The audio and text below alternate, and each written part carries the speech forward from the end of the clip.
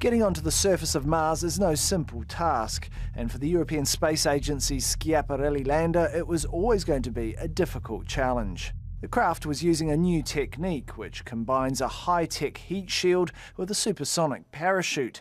After slowing down from 21,000 to about 250 kilometres an hour, it was then supposed to fire up its boosters. But at this point, less than a minute before arriving on the Martian surface, the craft stopped sending data.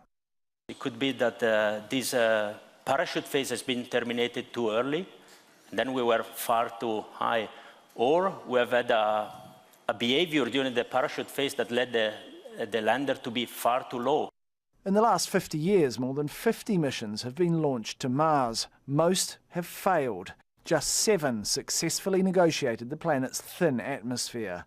The loss of contact with Schiaparelli mid-flight means it's difficult to know whether the craft has survived intact.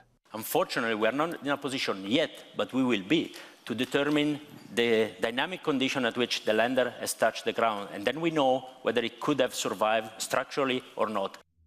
Other parts of the mission, including putting a spacecraft in orbit around Mars, were successful. And despite the loss of the lander, the scientists say it shouldn't be regarded as a failure.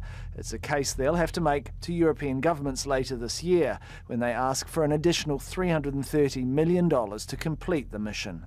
All the key pieces of hardware were activated and provided data or functioned as expected. And so the experience feeds into the next mission exactly as planned. The teams are now focusing their attention on the data they were able to collect before the lander fell silent. They're confident it'll give them answers about what happened and how it can be avoided on future missions. Tarek Bazley, Al Jazeera.